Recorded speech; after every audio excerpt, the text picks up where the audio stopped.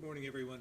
We'll start today with an update from our Commissioner of Health, Dr. Levine.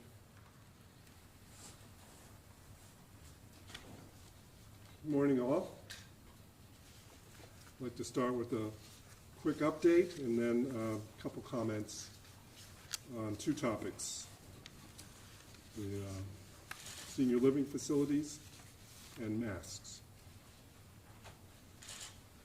Yesterday's labs brought 51 new positive results out of approximately 470 labs, bringing our state total closer to 400. It's 389. There were no deaths yesterday. And we continue to be actively working with 8 different facilities around the state. And if the experience of other states could serve as an example, that number will unfortunately grow. I wanted to say a few things about our long-term care and senior living facilities. They present special and high priority challenges. As you know, these are group settings. They provide housing and care for Vermonters who are most uniquely at high risk of serious illness and even death from COVID-19. The staff and caregivers in long-term care facilities really depend on our response and our support, both immediately and in the long term. At the Health Department, our healthcare infection prevention and response team is our first responder unit. Outbreak prevention and response starts with primary prevention, including working with facilities to provide intensive infection prevention planning and messaging before any illness occurs. This work is happening now with every long-term care facility in the state, and it has been ongoing for weeks, if not months. Our team works with facilities to identify illnesses in vulnerable settings, then moves on to rapid response when a COVID-19 positive case is identified. The response clock starts the moment we receive information about possible exposure to patients, residents, or staff at these facilities. Specimen testing is prioritized and turned around quickly in our laboratory. The team is in constant communication with each facility and is available around the clock. When facilities request or we see a need for additional personal protective equipment, PPE, the state provides it. And indeed, in our most recent facility, Birchwood, that happened rapidly and successively over several days. The team works with the facility to evaluate the exposure risk of facility patients, residents, and staff, and begin our contact tracing efforts. The team helps the facility determine the best way to prevent spread. That may mean testing everyone, checking temperatures of staff, changing how the facility is delivering meals, or cohorting the residents. They also evaluate the facility to identify what additional supplies may be needed. Our public health response happens quickly. We know that lives are at stake. All of this is done in communication with other teams at the State Emergency Operations Center and Health Operations Centers to ensure that the response is coordinated, such as people needing to be in isolation or quarantine situations. The state's action with senior living facilities are coordinated through the Essential Services Rapid Response Teams. So this is just what it sounds like: rapid response planning and intervention to ensure those vulnerable members of our communities, especially those in quarantine, have the supplies they need and that their basic needs are met. My final comment is just going to be about masks, because anyone who's been paying attention to the news in the last 24 to 48 hours has heard the topic repetitively. At this moment in time, at 11 o'clock in the morning on this date, CDC and health departments, Vermont included, have been advising people who do not have symptoms of the coronavirus to not wear masks when out in public, saying that they offered little or no protection to the public. But in the past 24 hours, that advice is evolving, even though the definitive advice has not yet come from CDC or other organizations. And it's evolving fast, like everything else in the coronavirus epidemic. So now I am joining other health leaders in recommending that Vermonters wear cloth face masks in public, even if they have no symptoms. Now we know from more recent data that pre-symptomatic spread of COVID is possible, especially in the 48 hours prior to symptom onset. So wearing a face mask may help people from spreading the virus. I fully expect that CDC will be formally making the same recommendation today or in the coming days. But I want to stress two important points. We must still reserve medical-grade masks for healthcare workers who are in the front line with patients. And secondly, social distancing. The stay-at-home, stay-safe order of the governor is still the most effective way to slow the spread. So what Vermonters are already doing, the sacrifices they've been making with social distancing, is beginning to show promising results in slowing the spread. But we still must keep up this good work for a little while longer, even as we see the curve of illness in Vermont potentially flattening, so that in the future, we can get together again in health and safety. Thank you.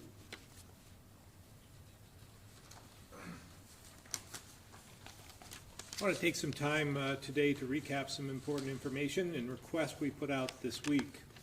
First, my team presented our modeling and projections yesterday, as you all know, which is data that we use to guide our decisions and plan our response. It's important to know that while recent trends have given us some hope, we know this can easily change day to day. For instance, today we saw a significant increase in positive cases, well above what we've experienced in the last few days. So while I want everyone to stick together and remain optimistic, we have to be realistic as well. We're going to see ups and downs. We're going to see outbreaks, and my team will continue working hard to adapt, as we've done with our rapid response teams, to address these challenges in order to keep Vermonters safe. And we can't take our foot off the gas. Social distancing and washing your hands continue to be the most effective tools we have to reduce the spread and make sure we don't overwhelm our hospitals. As Dr. Levine said, we're also hearing a lot about wearing masks. But I want to be clear, this is not a substitute for staying home, and it is not an excuse to mingle with others. Please continue to follow the measures we put into place, even if you're wearing a mask. As I've said many times, public safety is a top priority of any government, and that's what I've had in mind as I've made decisions during this pandemic. In order to save lives, we've taken many aggressive steps to slow the spread of COVID-19, flatten the curve, and keep as many of our friends, family, and neighbors healthy as is possible. But again, I know this has caused a lot of economic uncertainty and put a strain on many families and businesses. We basically had to shut down our economy in order to save lives, and I know how hard this has been. So I wanted to take a few minutes today to remind you of the resources available due to actions on the state and federal level. First, as a result of the CARES Act passed by Congress, most will receive a one-time check of $1,200. And if you filed taxes last year, you don't have to do anything. The money will either be deposited into your bank account later this month, or a check will be sent in the mail. Second, we've expanded unemployment eligibility and waived many requirements. For the first time, you can file for these benefits online, and there will be an additional $600 added each week. Third, support will also be available to self-employed Vermonters and independent contractors, although we're still awaiting guidance from the feds, but we expect to see that soon. There are also programs available to help businesses get through this. This includes the Paycheck Protection Program, which is an incentive to keep workers on your payroll. It provides loans through your banks and credit unions to cover these expenses. And if employees are kept on for 8 weeks, up to 100% of the loan is forgiven. This program is open today, so please visit sba.gov/paycheck protection to learn more. Small business owners are also eligible to apply for a disaster loan, and you can receive a grant for up to $10,000, which will not need to be repaid.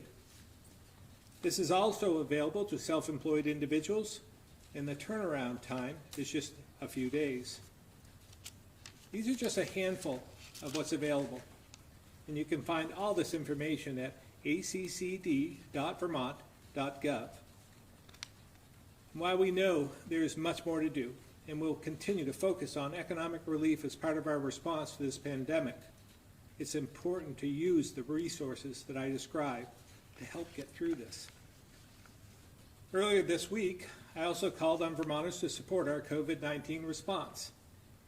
Even before this crisis, Vermont faced a workforce shortage across all sectors, but especially in healthcare. With all the hours these workers on the front lines are putting in, and knowing some will become ill, we need to build our reserves. So we're asking those with medical experience to volunteer for our Medical Reserve Corps. If you have this experience, please visit vermont.gov/volunteer. Others may be looking for ways to help as well, and can find additional volunteer opportunities on this website.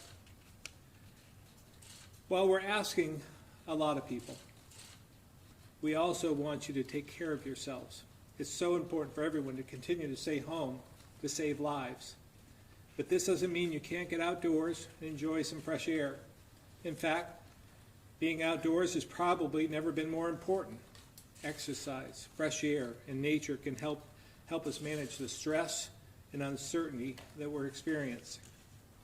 However, we've got to be smart about where and how we get outdoors. So I'm pleased to have Secretary Moore here to talk a little bit about what you can do and what you can do safely. Julie? Thank you, Governor. As you indicated, it's never been more important for Vermonters to get outside, but also to stay close to home. And we need to choose smart ways when we're thinking about outdoor recreation. Nature can and is helping maintain our physical, mental, and even spiritual well-being. Exercise, a sense of normalcy, and the beauty of Vermont as we transition into spring. However, we have to be thoughtful about all of this. Under normal circumstances, I'd be the first person to encourage everyone to discover all that our state, and in particular our state parks and state lands, have to offer in terms of outdoor recreation opportunities. But in these unprecedented times, it's important to be smart about if and how far you travel for time spent outside. With gorgeous spring weather forecast for tomorrow, anyone planning to spend time outdoors this weekend should do the following. First, stay close to home. We're fortunate to live in a place that has outstanding outdoor recreation and nature, and much of it within walking distance. Now's not the time to explore far-flung corners of Vermont, but rather to focus on backyard adventures. Spend time in places that you can walk or bike to, and if you must drive to get outside, work to limit your trips to less than 10 miles. Be sure to continue to observe social distancing outdoors. If you arrive at a crowded trailhead or a place with an unmanageable parking situation, see that as a sign. Please turn around and choose an alternative that's not as crowded. And also, it's important to leash your dogs. They're members of our households as well and need to keep their social distance. When choosing a recreation opportunity, skip the risk. When you're outside, engage in low-risk activities. Be smart and cautious to avoid any incidents that could require medical attention. If you have an accident, you're putting healthcare providers and emergency responders in danger.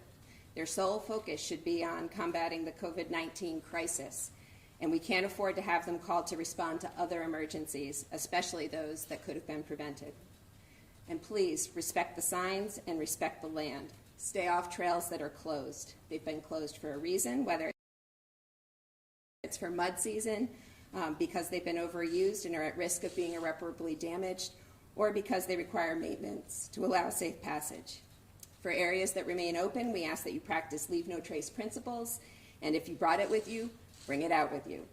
There's current information on the Department of Forest Parks and Recreation website about the status of trails, and we're pulling in information from our partner groups, including the Green Mountain Club, Vast and Vasa, the Catamount Trail, Vermont Huts, and the Vermont Mountain Bike Association and Kingdom Trails, as well as land conservation organizations. And if you are interested in supporting our local outdoor gear stores, please do so, but do it online. We all love our gear shops, and we know that they're the lifeblood of Vermont's outdoor recreation at the community level. Without them, the outdoors and our lives as lovers of the outdoors would be vastly different. So continue to support your favorite outdoor retailer, campground, tackle, or bike shop, but please do so by visiting their online store. In sum, as the weather warms, as soon as tomorrow, the pull to be outside for many of us, myself included, will be incredibly strong. And the restorative powers of being outside and being able to make a little vitamin D is more important than ever. With a bit of consideration and planning, we can keep nature close, keep our parks and our trails open, and keep ourselves and our families and our communities safe, all by recreating close to home. Thank you.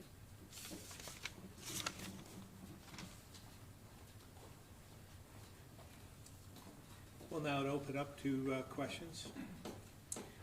All right, thank you, everybody. We're going to follow the same path we did on Wednesday. Please know you're muted by our system. You'll need to hit *6 to unmute. If you've also muted your own device, keep that in mind and unmute manually from that. We'll be allowing for follow-ups for clarity. You don't need to wait for me to prompt you. Just go ahead after the answer is finished. But please keep in mind we do also again today have a long queue and just need to get through this and get these folks on the stage back to work. We'll start in the room with Stuart.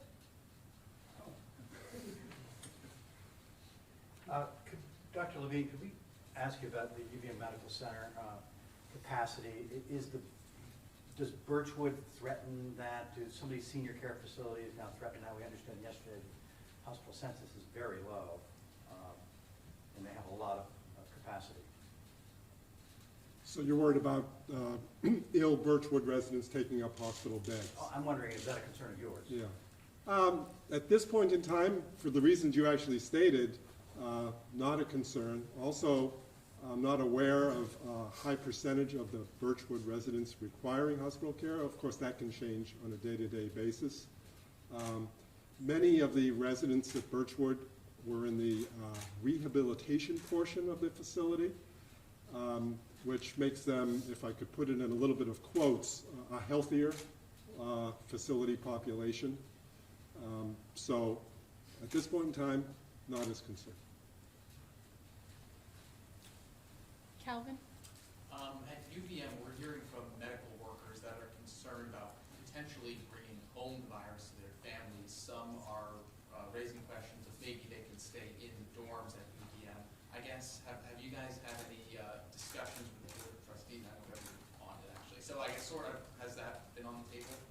I have not had any conversations with Suresh Garamella or anybody from UVM at this point in time, but I know that they're a community, a part of the community, and I'm sure that they'd be willing to help in any way they possibly can.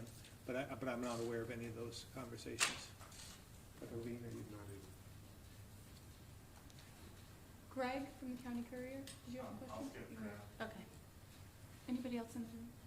Mike? There was some discussion in the briefing yesterday. Commissioner Sherling discussed a bit about the state's request from the federal government for ventilators and PPE, and I just had a couple follow-up questions. I was curious if you could specify the percentage of the state's request from the federal government that have been fulfilled, and then how the state is prioritizing how that equipment is distributed among hospitals, nursing homes, and EMS. I'm hoping that Commissioner Sherling is on the line. Are you on the line, Commissioner? Maybe we can come back to that. We can try and get a hold of Commissioner Sherlin to see if he could call in, because he would have the answer to that. I don't want to give you anything that's incorrect. We'll try to get him on the line. Sure. Anybody else in the room? Okay. We're going to go to the phone now, beginning with Neil Allen from the Vermont Standard.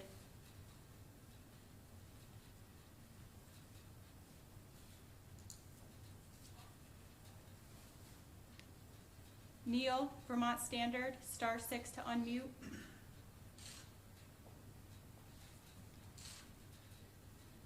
All right, we're going to move to Mike Donahue, Vermont, for the Islander. *6 to unmute. Thank you, Governor. We've been told Vermont cases are still projected to be a month away before they're maxing out, and I'm wondering what are the next 3 or 4 possible directives that you have in your game plan to try to beat this virus and to try to get everybody to come into compliance and defeat COVID-19.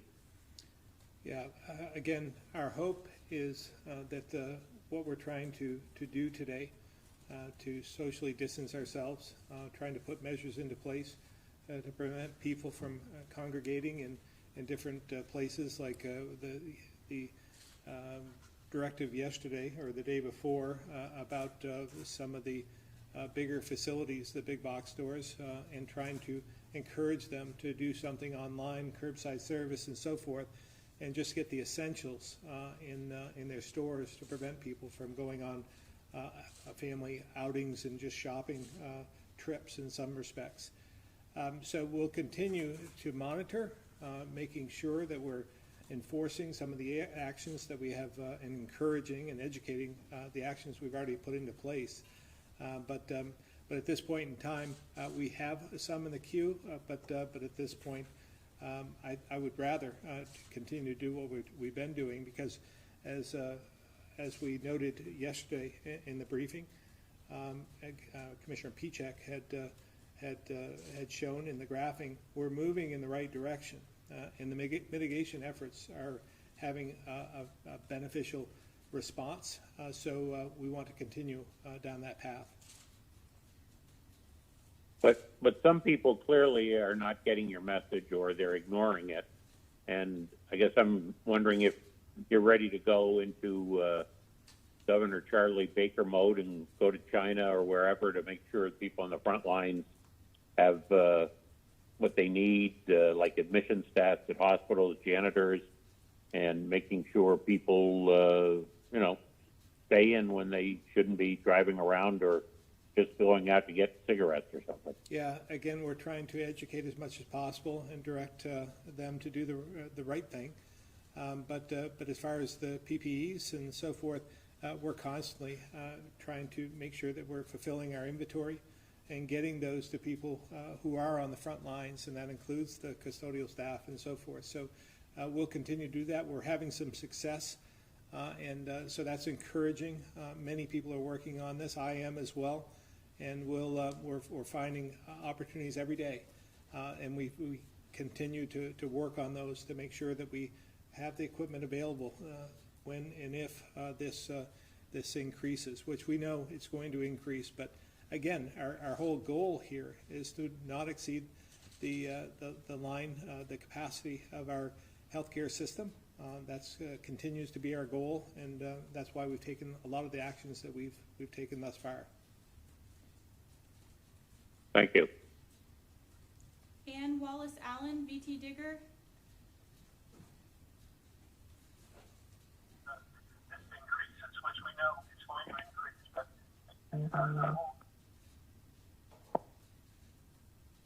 Ann, VT Digger. Hi. Sorry, Ann Wallace Hi, Allen. can you hear me? Yes.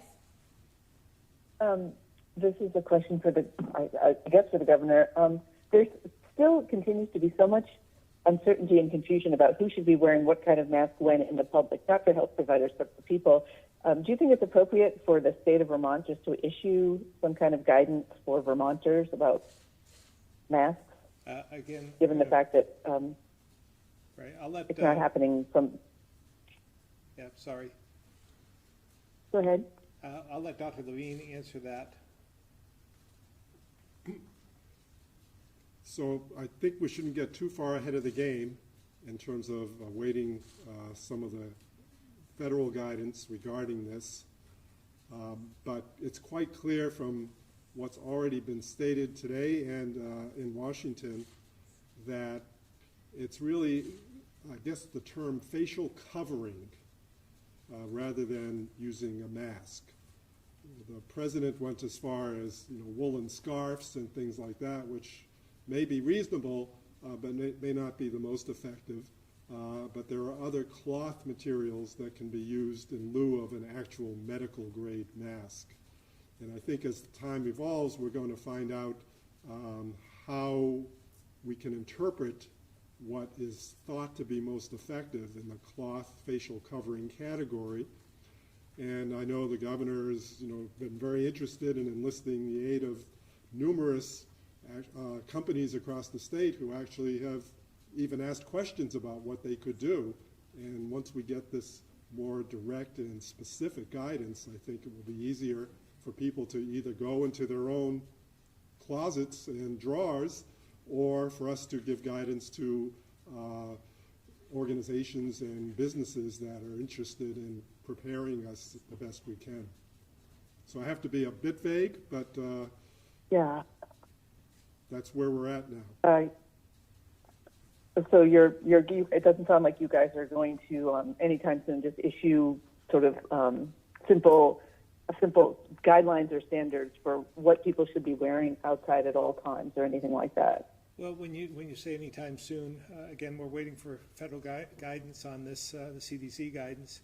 But at the same time, I think, as you heard in the previous question, about some of the inventory, the PPEs that are necessary for those on the front lines to protect them.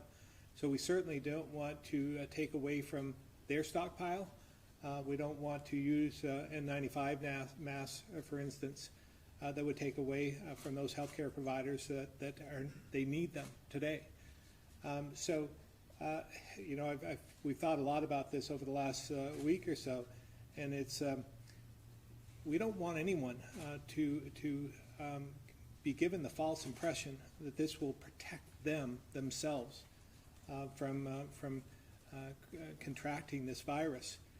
But it could, in an altruistic way, provide relief for someone else from you spreading it to someone else. So while encouraging that, we do not want to take away from the stockpile that we have now, especially the N95 masks.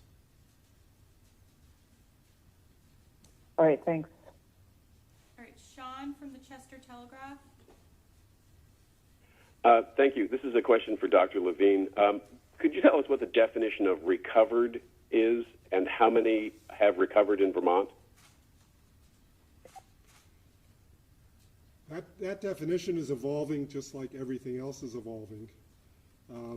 But in terms of guidance about if you're recovered enough to, for instance, go back to work, or if you're an essential job or a healthcare worker, the guidance from CDC has been 7 days from the onset of your symptoms and then 3 days without fever or any of the associated symptoms that you had.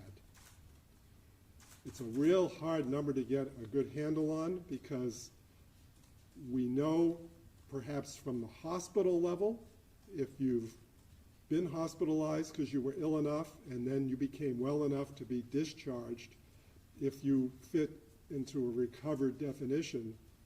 But think about all of the people who are not needing hospitalization.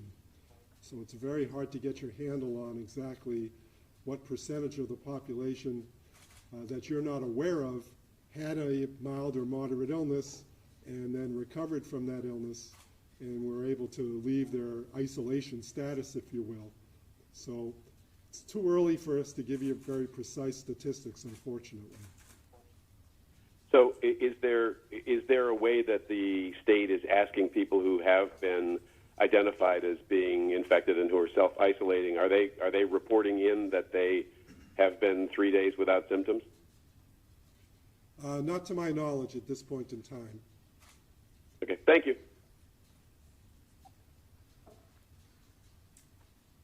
Tim McQuiston, Vermont Business Magazine. Hi, Governor. Thank you. Yesterday, your staff hazarded a guess of when we might peak with the virus. Have you thought ahead about when workers, you might lift at least part of the stay-home order? And I'm thinking of construction, golf courses, getting a lot of comment about that, frankly.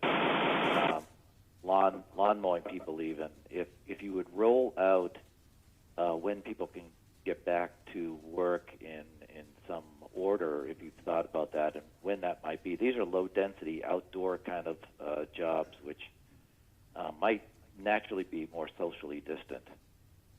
Yeah, obviously, we've been giving some thought in preparation for what's coming in the next month or so. And we'll, as you might have noticed, when we managed our way into this and took different steps to make sure that we're protecting Vermonters, we continue to do that on almost a daily basis.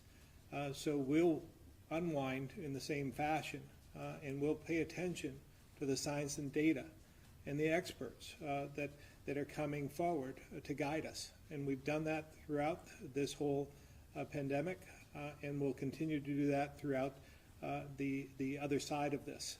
So we'll continue to wait until we peak and then make certain that we've done so, and then we'll mitigate our way out of this as well. Thank you. Ann Galloway, Digger.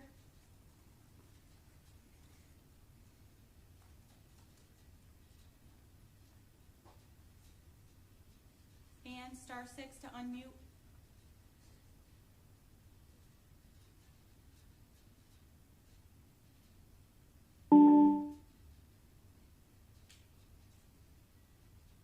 Hi, all. Can you hear me okay? We can. Oh, great. Thank you. I wondered how many days of N95s and PPEs the state has stockpiled so far. I also wanted to know how many healthcare workers have been tested positive. And I also wondered, how the state is dealing with nursing homes. Is the policy to keep COVID patients in place rather than move them to the hospital? We'll go with the first question, and I believe Commissioner Sherling, are you on the line at this point in time? He's on. And if you're on, you might have to *6. Commissioner. Let's go to the second question. We'll go back to Commissioner Sherling. Dr. Levine. I think it was, the question was the number. All right, let's try this. Can you hear me now? Yes. Go ahead, Mike. Give me just a moment, Governor. I've only been on for a second after being on a call with the OC managers to get to the PPE information in front of me. Okay. All right. We'll come back to you. Dr. Levine? I think the second question was the number of healthcare workers that have tested positive. And that's not a number I've memorized and have at the top of my head, so we'll have to get back to you with the exact number. I can tell you they continue to be a priority group so that the results come back as quickly as possible, but I can't give you a precise number right this second. The other part of the question, Ann, can you, it was about nursing home facilities. Could you repeat that? Yes. Yes, is the preference of the Department of Health to ensure that nursing home patients stay in place rather than moving them to the hospital? I'm going to interpret the way you phrased that question as actually maybe prohibit them or prevent them from going to a hospital. No, that wasn't actually what I was asking. Because we're certainly not going to interfere. Is your preference to make sure they stay in place? Yeah, no, I mean, the decision to be hospitalized really is a medical decision, and every one of the nursing home patients is under the care of a physician or a nurse practitioner. So if their decision was the level of illness was acute enough that hospitalization would be warranted, and it was in the goals of care for that particular nursing home resident to go to a hospital setting, we would certainly want that to happen. I have no problem with that happening. I mean, hospitals are prepared to receive COVID-positive patients, so just because they're coming from a nursing home wouldn't really matter. And from the nursing home But if that's true, standpoint, why are so many nursing home patients dying in place? Yeah, so actually I've addressed this at previous press conferences. There's a large number of patients, specifically because this was in reference to Burlington Health and Rehab, who had orders on their charts based on their advanced directives that were instructions to not transfer to a hospital, to live out their last days in place, if you will. There's also a bit of a success story at Burlington Health and Rehab, which isn't well advertised, and I don't want to be premature in it, but there's a cohort of patients who remained there, did not go to the hospital, were positive patients in testing, and have survived in spite of numerous comorbidities, chronic illnesses, immune suppressing conditions. So it's not necessarily, even when one doesn't go to the hospital, a death sentence, if you will. There are a cohort of patients who have actually survived the illness, and I hope to hear more stories like that, to be honest. Commissioner Sherling is now available to answer the second part of your question, or the third part of your question, Ann. So, Ann, relative to PPE, we measure it at the moment in terms of patient days. So based on an estimated consumption rate daily and the total quantity on hand, it's measured in patient days. So I'll give you just a couple of examples. In N95 respirators, we have 21,693 patient days of stock available. In face protection, we have 11,795 patient days available. In gloves, 52,908, and so forth. So I'm sorry, that is all Greek to me. What does any of that mean? I don't understand. When you say patient days, do we actually have, so if we have 600 patients in hospitals across the state, how long does that last? I don't really understand. You would divide the numbers. So let me give you just raw numbers. Gloves, we have 1.9 million gloves in stock. We have face protections, about 59,000 units. N95 respirators, we have 283,000 units. And how often do these things need to be changed out by staff? That is a medical question. That's a medical question. I don't have the answer to. Right, but aren't you purchasing these things based on estimates of what you'll need? As we've indicated before, we're not using estimates to purchase. We're purchasing any and all available PPE at the most rapid rate possible. So what you're saying is we have enough to get through the crisis, or? That is not what I'm saying. As we discussed with the modeling yesterday, there are a variety of different trajectories that this can take based on folks' compliance with the key measures that have been put in place.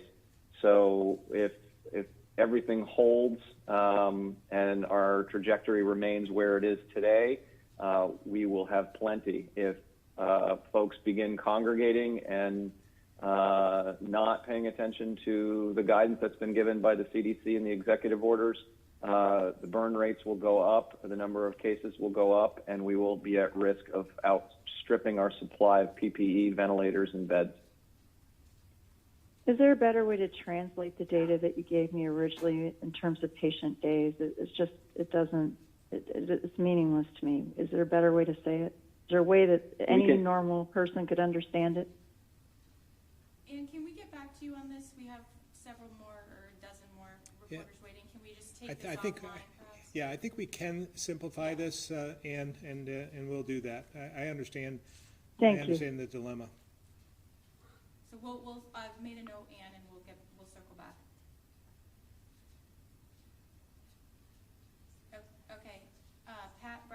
WAMC. Good morning. I think my question is for Dr. Levine. Good morning. How are you today? Great, thank you. Dr. Levine, earlier you talked about how the rapid response team works with the facilities where we've seen the outbreaks and such. In particular, when we talked about Birchwood Terrace and such, I know yesterday during one of his updates, Mayor Merle Weinberger talked about how he had gone back and forth with you about getting more information and more readily available information about the outbreak.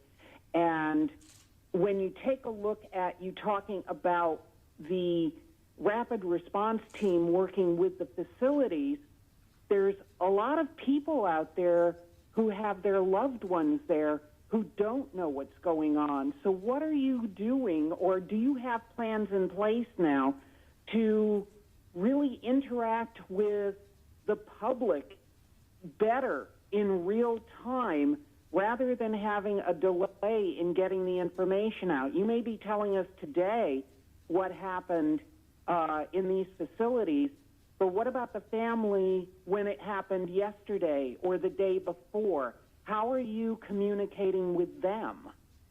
That's a great question, and I'm glad you're referring your question to the families of the loved ones that are there, who are the ones most concerned, obviously. Because part of our rapid response is we are embedded and working with the facility. And the facility has the responsibility quite often to communicate with their staff, with their residents, and with the families of those residents.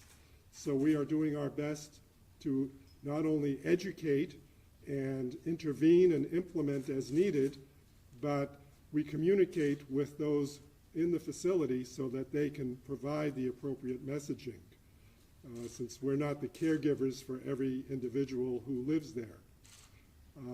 So it's very important that we get those messages within the facility to be quite clear, and so everyone understands the implications of what we're advising, what we're recommending that they intervene with or implement all along the way. So none of that would come as a surprise, and none of that was what the mayor was referring to. I believe he was much more referring to his own knowledge and his office's knowledge of what was going on at that level. But that shouldn't be construed to convey any misconceptions about what the facility is doing and how they are constantly in the loop. We actually can do nothing without the cooperation of the facility, so it would be very foolhardy for us to not be advising, educating, communicating with them at every moment. Does that answer your question? Mostly. How much do HIPAA rules prevent you from getting this information publicized, not only to other family members, but say to, whatever community leader, not just Burlington this is occurring in, but to other community leaders and to the media? Yeah, so obviously HIPAA rules have to do with patient by patient, naming patients. There's really not a need to do that in public communication about these facilities.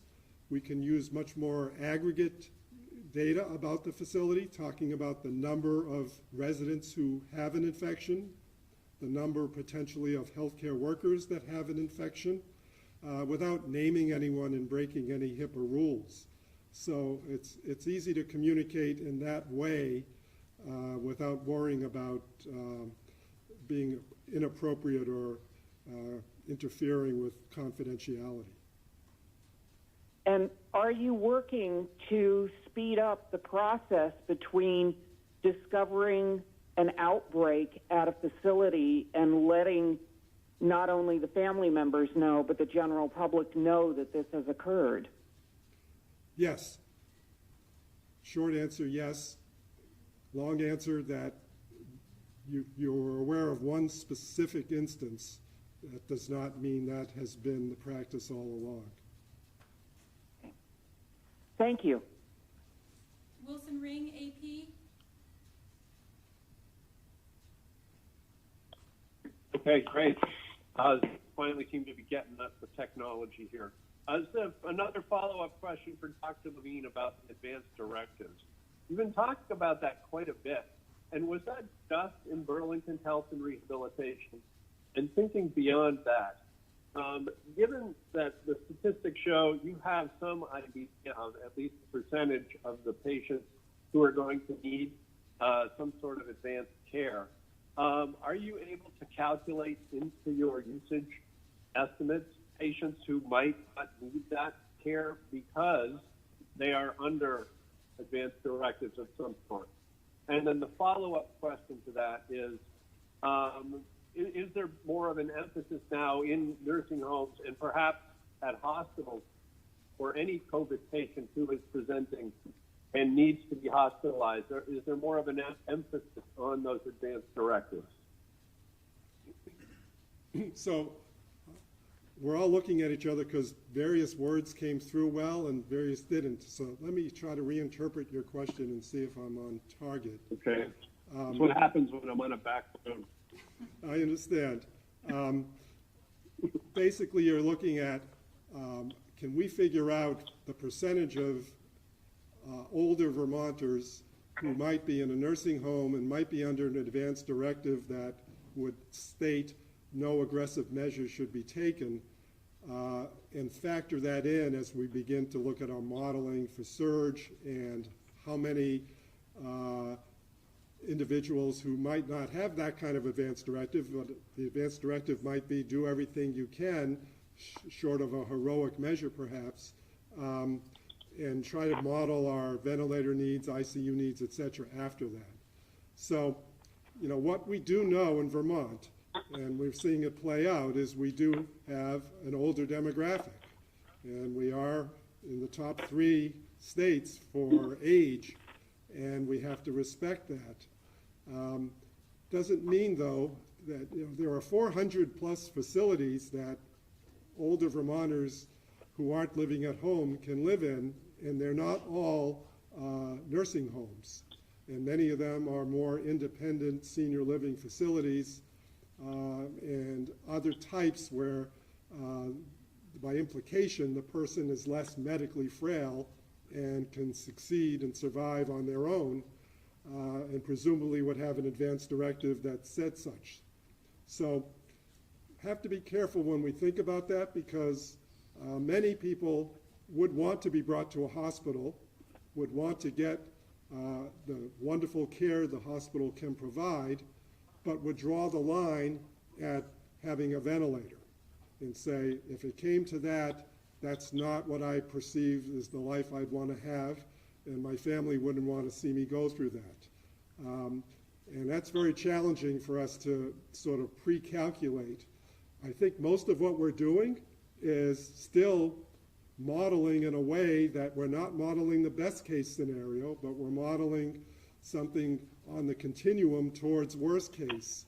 So I'd rather do that than assume that there were abundant Vermonters who never wanted to see a hospital or ICU or ventilator, and err on the side of making sure we can provide enough for the population rather than on the other side.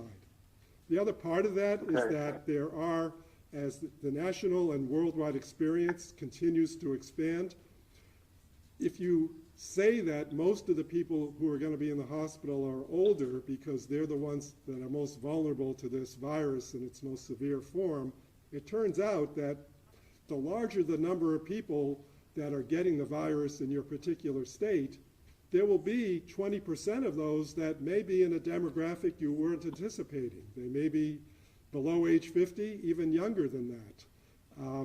And if your state is large enough in terms of numbers, 20% can be a large number, absolutely, of people.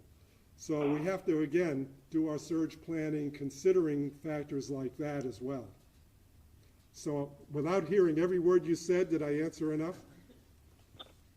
Pretty much. The only, yes, that was the first part of the question. The other part is, do you know, has it changed or placed more of an emphasis on patients who are entering the hospital or a nursing home to make sure their advance directives are in order? That's been, forgetting about COVID, that's been I would call it even more than a trend. That's been practice for quite some time now, and it's actually a performance quality indicator for patients who enter hospitals quite often. And when outpatient care is assessed, the percent of patients who are lacking an advance directive is one of those metrics that we in the physician world have to report and adhere to and try to improve on. So even without COVID, all of that was underway, ongoing. Okay, thank you. All right, Brittany from Local 22.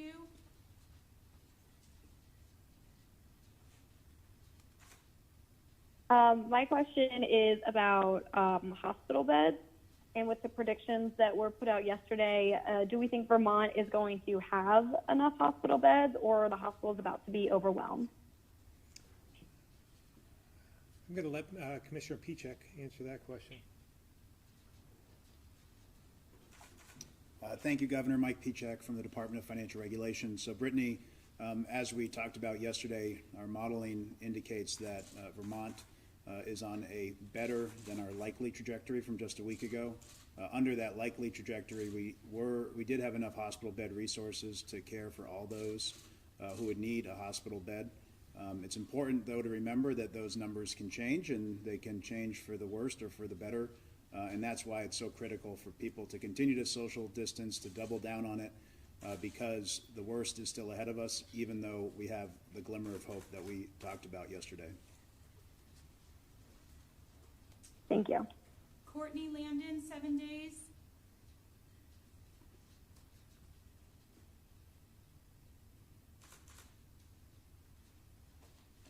Hi, Governor. Just a question about masks specifically. Are you recommending that essential workers such as grocery store clerks wear masks at work? And then I'm doing a twofer here. Do you also expect to extend orders on staying at home and closing bars and restaurants? Thank you. Yeah, I'm going to answer the second part of that first.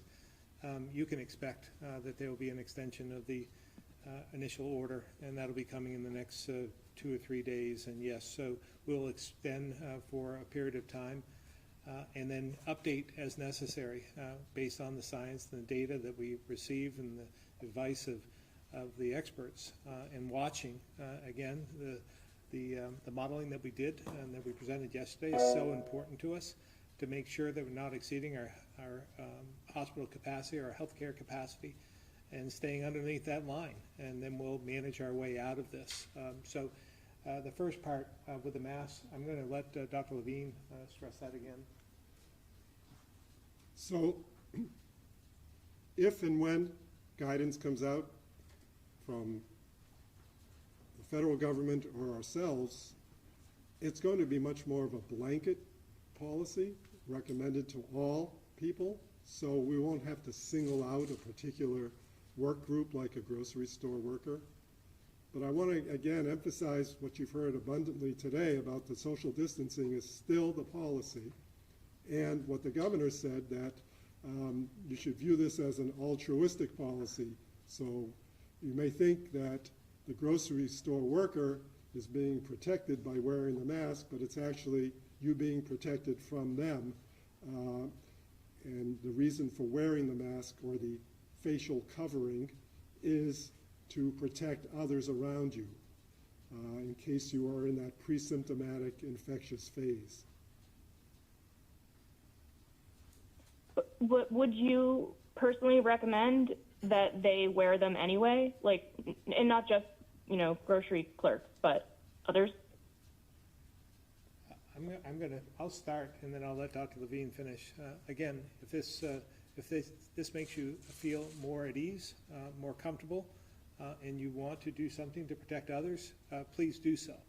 But don't use the N95 mask. Don't take away from the frontline healthcare providers at this point in time. And if you, but just be aware that this isn't this isn't the answer in terms of going out and then integrating with others and becoming social again.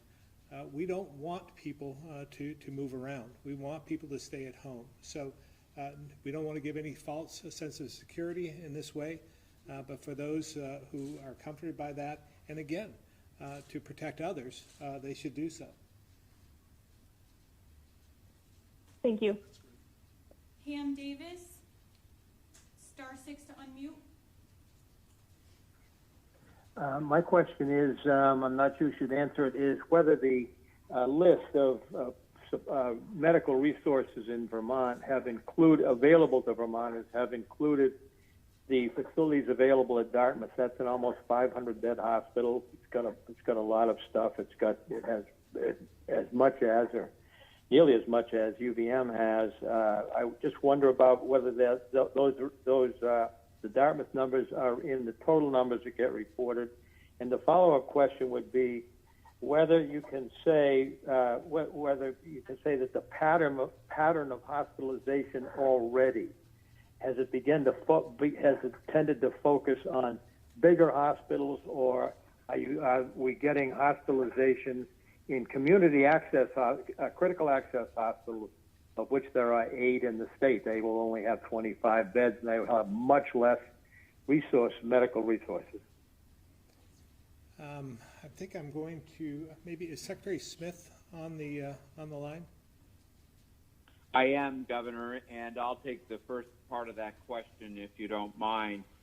Ham, we have not included Dartmouth into those numbers. Obviously, Dartmouth is a resource that we can turn to if we have to. The reason we haven't included Dartmouth is because New Hampshire is probably doing the same exercise that we are doing right now and looking at available beds. And we didn't want to double count, given the fact that New Hampshire is looking and doing the same exercise as we are. So Dartmouth isn't in that figure, but at the same time, Dartmouth, we're coordinating with Dartmouth in all of these exercises just to make sure that they're aware of what we're doing and, if possible, a resource for Vermonters as we plan. Dr. Levine, can you do the second part of that question? Because I'm not sure if I have an answer to that. I'm going to let Commissioner Pichek answer some part of that, and then if we have to, we'll go to Dr. Levine. So, Ham, on the first part of your question, as Secretary Smith alluded to, 40% of those that get treatment at Dartmouth are Vermonters. So we are aware of those numbers, but as the Secretary alluded to, they're not included in our modeling numbers, so those would be in addition to and above the numbers that we reported and are included in our modeling yesterday.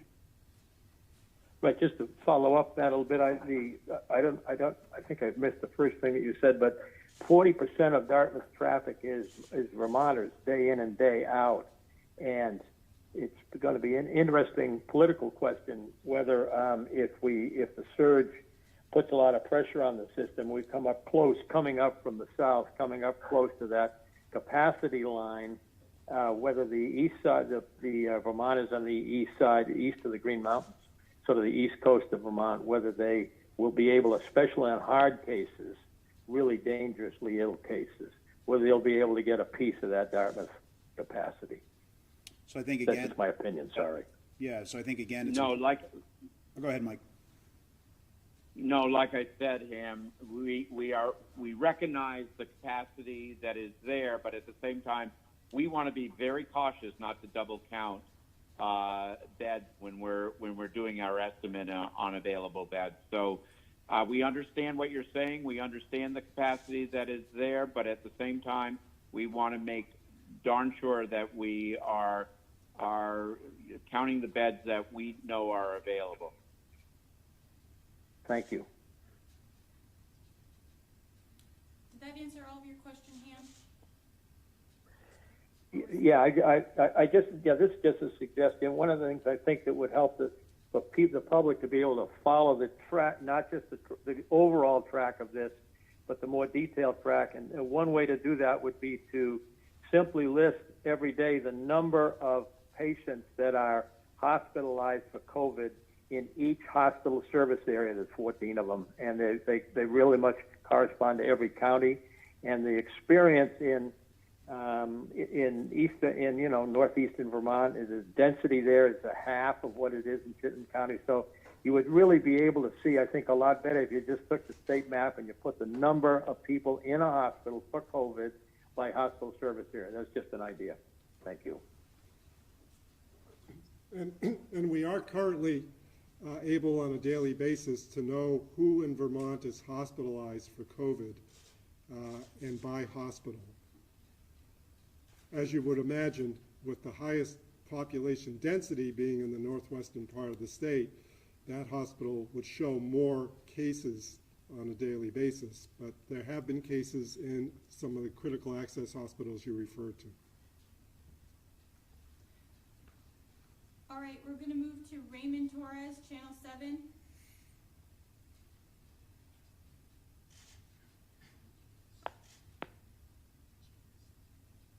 Raymond? Hi. Hi there. I just had a question on whether if there was any plans in place in case the virus breaks out into inmate populations across the state. Can you just repeat that again? Inmate populations. I think Secretary Smith has answered this question quite a bit. Maybe Secretary Smith, do you want to answer that again? give it again. Sure. This has been a question that's come up continually. We've put preventive measures into place, including quarantine for new prisoners, new inmates that are coming into our correctional facility. We also have limited visitation to video only. All workers are screened for temperatures as we move forward. But also, if we do have a case of COVID-19 within our prison system, we do have negative pressure rooms in our couple of our facilities where a person will be quarantined as they recover from this. Secondly, we have an overflow or a surge capacity that we have developed in the St. Johnsbury work camp facility for those COVID-19 inmates that may not require hospitalization or a higher level of care where they can recover as well. So there has been quite a bit of planning that is going on, more on the preventive side, to make sure that we really are careful on who's coming into our facilities and when they're coming into our facilities. And then once they're in, monitoring those various, whether they're employees or inmates in our facilities. So that's what's happening. So is the surge capacity places planned in St. Johnsbury, is that for healthy inmates, or is that planned for only healthy inmates, or are there going to be preventative steps at those locations too? That is surge capacity. So if there are inmates who are COVID-19 positive and don't need hospitalization, that's where they will be quarantined, is in the St. Johnsbury work camp facility. Okay. All right, Chris Roy, Newport Daily Express. Yes, good morning. Thank you. This is a little bit off theme, but what is being done for the parents who have students who are home now who have an IEP program? And is the state doing anything to monitor the kids who might come from a dysfunctional family or come from a troubled family to make sure those individuals are safe?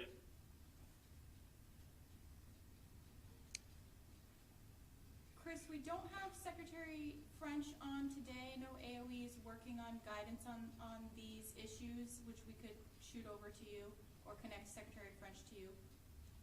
Okay, I'd like that. Thank you. Okay, great. Alan from the Vermont Standard.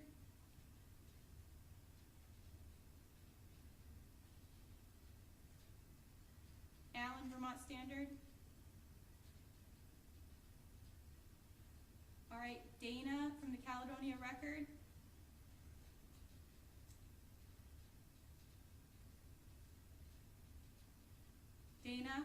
star 6 to unmute.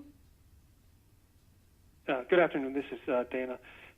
Just a question. I'm not sure who to direct it to, but among the identified locations to receive patients in the event of a surge of cases, the closest to the Northeast Kingdom that's been identified is Barrie. I'm just wondering if there are any sites in the kingdom that are being contemplated. And then a follow-up question for Secretary Smith. You mentioned the St. John's Wort facility as search for inmates who may have tested positive for COVID-19 but do not need to be hospitalized. So my question there is, are there currently people in that condition at the St. J facility? I'm going to ask Commissioner Let Sherlin me- to answer part of that, but go ahead, Secretary Smith. Yeah, as of this morning, we have no confirmed positive cases of COVID-19 within our prison population. We've had, I believe, 2 staff members that have tested positive, but as of today, so no, the answer is no. There is no COVID-19 inmate at the St. John's Ferry facility. In terms of surge capacity, remember the first line of defense of surge capacity is within our current hospital system. You have 2 hospitals up there in the Northeast Kingdom that are now, I've asked them to surge their capacity to take more patients, especially ICU and those types of operations up into their hospitals. So we also have mobile units that Michael Sherling will probably talk about that we can deploy depending on the need in that area. We're trying to stay as flexible as possible with our surge so that we can react quickly in the case we need mobility in that region. Michael? Sure, Secretary, I think you covered it pretty well. 4 levels: internal hospital surge capacity, taking on additional patients internal to their walls, a number of state-run surge sites that are hospital-specific that have been set up in Burlington, Barrie, and St. Albans already, 2 regional sites that are in progress, and then the ability to pivot assets to deploy them as necessary using these mobile trailers as necessary. Okay, thank you. Thanks, Joe. Barton Chronicle.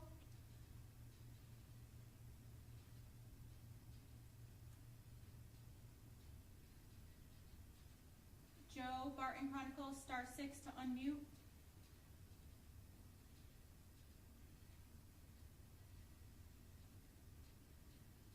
All right, Patricia from the Bennington Banner.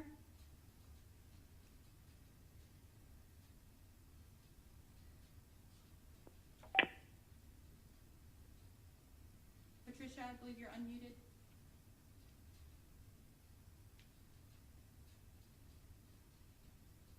Patricia. All right, Liam from VPR. Hi, this is a question for Commissioner Levine. A week ago, you said the health department. Patricia, please stand by. Go ahead, Liam. Thanks. Yeah, a week ago, Commissioner said that the health department was expanding its testing in part because it had enough test kits to do so.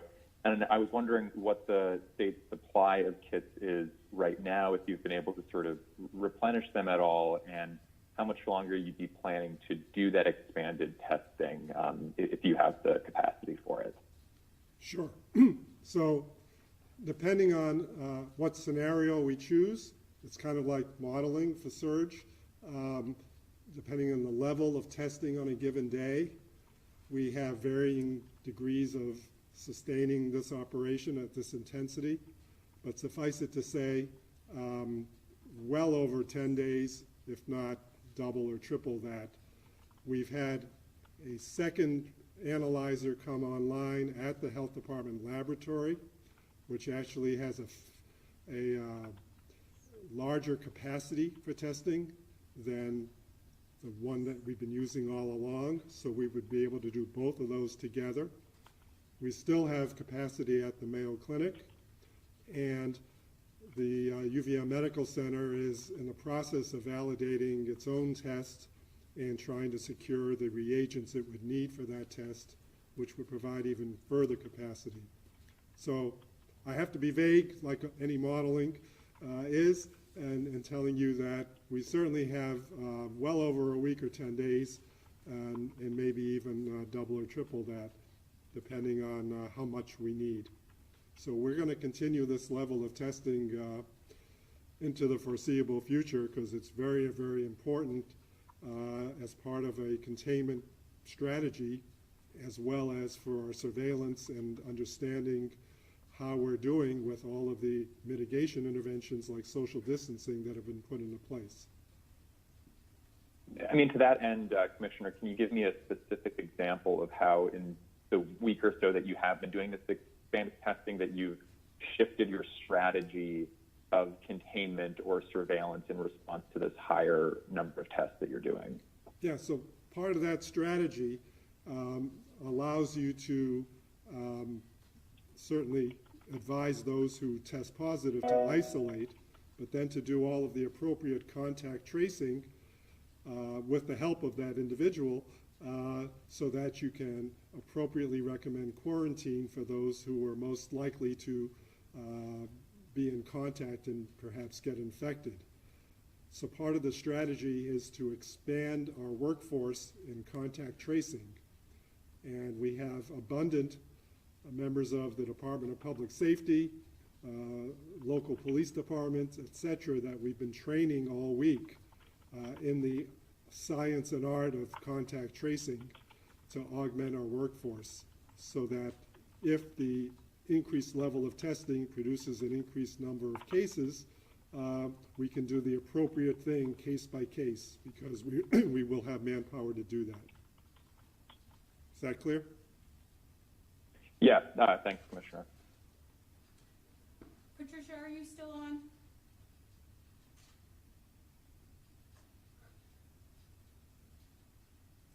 All right, last call, Patricia. Can you hear me? Yes. Can you hear me? Yes. Oh gosh, but I can't hear you. Are you there? We can hear you. Oh, okay. Thank you. My phone volume was turned down again. Okay, sorry to take so long with that. I guess I have two, but one of them is a yes or no question, so I'm hoping I might be able to squeeze by. Secretary Moore, should individuals wear a mask in outdoor recreation, or only when they're in enclosed spaces with other individuals, or anyone who's able to answer that question? I think excuse me. I think the question probably is best put to Dr. Levine, and with the answer he's already offered, which is we're awaiting the CDC guidance. And again, can't emphasize enough the importance of social distancing, whether it's in an indoor or outdoor environment. We've seen evidence that it's really tempting for folks to congregate outside. I think probably under the assumption there's a lot of air and a lot of room. But the fact of the matter is, if you're standing close to one another, it really doesn't matter if you're inside or out. You need to observe those minimum physical separations. That makes sense. And along with, I know Dr. Levine, if you're still on, you mentioned, I believe it was yesterday, that if I understand you correctly, you do anticipate a second round of infections. I believe you said the intermediate kind of prediction was around 3 months after the peak. If I understand that correctly, there would be another wave. And I'm wondering if, in fact, that's accurate, Governor or Dr. Levine or anyone really, how do you guys anticipate keeping the economy functioning here in Vermont with that potential need, or rather anticipated need, to have to implement at least some social distancing measures again in the future after they're initially relaxed? Yeah, again, so much is going to be dependent on what happens on a national level as well, and and certainly worldwide. We're learning there's new treatment being contemplated every day. There's even the possibility of other measures being taken that will give us guidance as we get through this, because this is so new. This is such a new virus that we don't have a playbook, so we don't know what to expect. And for us to say that once this wave is over, that we'll go back to normal would be disingenuous. We're going to have to be constantly monitoring and making sure that we make corrections as best we can based on the science, based on the information we're receiving. So we may be in for a bit of a bumpy road over the next year or two, but I remember after 9/11, all the different things we learned from that experience, as well as after Irene, and we took things in, and we did things differently, and we'll be doing the same as we work our way out of this one. So I haven't got a good answer for you at this point, other than to say this will be long term. We're going to have to monitor this for quite some time. Kat from WCAX. Sure, brief question here. Have any enforcement actions been taken in regard to violating any of the governor's orders? So we know that, state police did visit some lodging establishments, things like that, but have any, fines been issued? Have any penalties been put out? That sort of thing? Yeah, not that I am aware of, but I'm going to ask Commissioner Sherling if he's aware of any. No, not aware of any, and I believe that's with full visibility to what's going on the ground. All right, thank you. Thanks, Kat. Greg? All right, thanks, guys. I think this is for Dr. Levine. So hospitals have been working to increase their capacities, but obviously they're not designed for the numbers that you're anticipating. So what are hospitals doing? What are they giving up to accommodate larger numbers? In the short term, according to the governor's order, they're giving up elective surgeries, things that would occur in a hospital in their routine way of doing business, but that during this emergency aren't going to occur. So that's in the short term. In the long term, some of them will be adapting some of their facilities to a more intensively ill population and perhaps expanding the number of rooms they have that could be considered to deliver an intensive level of care. But I think the ultimate part of the surge, we are thinking that many of the sites that we've set up will accommodate, if you will, the less ill or perhaps those who still have to be hospitalized but they don't happen to have COVID. We've talked often about the fact people still get illnesses in the era of COVID. And the same kind of illnesses that would have hospitalized somebody with heart disease or diabetes or cancer are still going to hospitalize them. So can some of those admissions be diverted to these other facilities, enabling the hospital to still deliver that high level of intensive care that might be needed for the COVID population? So just a little follow-up. Obviously, you have surge units that are opening up in secondary locations, but hospitals are increasing the number of beds as well, correct? Many of them? Or am I wrong with that information? Not sure Secretary that Smith, did you hear the increasing question? beds necessarily. It was, are hospitals increasing as well as the surge site locations? Yes. Yeah, we're asking hospitals to increase their surge capacity. We're asking them to staff up to a surge capacity that will be the first line of defense. The other areas that we're talking about are if we exceed that surge capacity of the hospitals. So right now, we have asked them to increase their surge capacity. All right, that's everybody. For those of you, Ann Galloway and Chris Roy, who I said I would follow up with afterwards, I've made note of that. Okay, thank you all very much for tuning in, and we'll see you back here on Monday.